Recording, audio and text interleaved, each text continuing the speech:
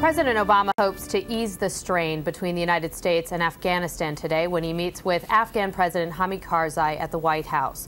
This follows a day of closed-door talks Secretary of State Hillary Clinton held with Karzai. Clinton says that while the relationship between the two countries is rocky, the U.S. will continue to provide support for Afghanistan long after the last U.S. soldier is gone. For a look ahead at today's summit, we're joined by CBS News Foreign Affairs analyst Pamela Falk. Good morning. Good morning, Michelle. Good to have you with us. What can we expect as we go into the talks today? Well, this is supposed to be a closed-door meeting and then a lunch. And the idea here is the challenge for the Obama administration is to try to create a better atmosphere with the Afghan president, Hamid Karzai.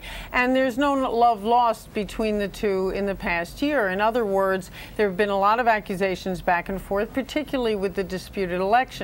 And so that's the biggest challenge, is just before a major military operation by the U.S. and NATO forces in Kandahar, there should be at least some kind of establishment of a better partnership, not just pushing it under the rug, which appears to be what you hear, at least from the Obama administration and from Secretary of State Clinton.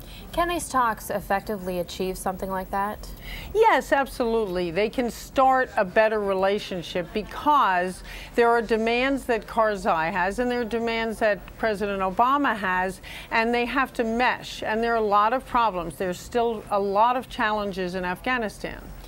The Afghan government doesn't seem to be running at top speed. Lots of challenges. And then also with the Afghan country, infrastructure, reconstruction issues. What steps need to be taken in the next 10 years or so to get this country to where everyone would like to see it? Right. Well, there are a few challenges, and there are a few things that have to be done. Number one, the training of Afghan forces so that the United States can withdraw forces. That's been very slow and very difficult. The second is the reconstruction. That was General McChrystal's initial idea was 60% rebuilding, 40% military. The military has moved forward, the rebuilding hasn't.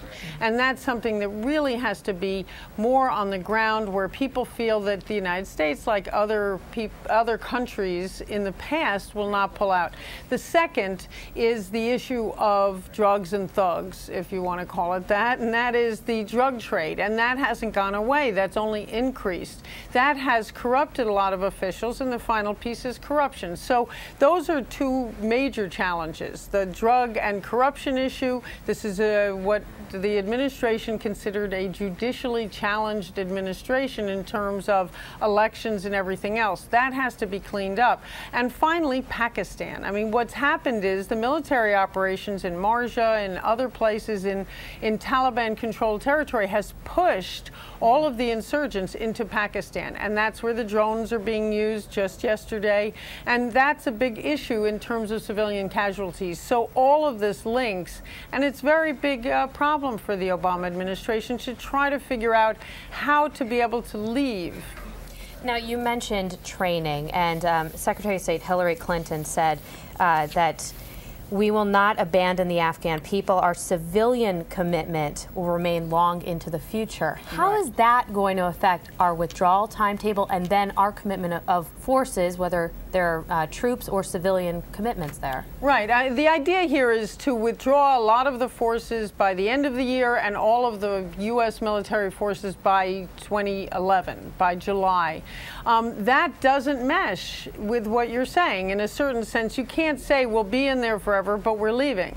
That's the difficulty of both sending one message to the Afghan people, sending another message to the American public that this isn't a continuing war, even though it started, of course, 10 years ago. So it is something that has continued.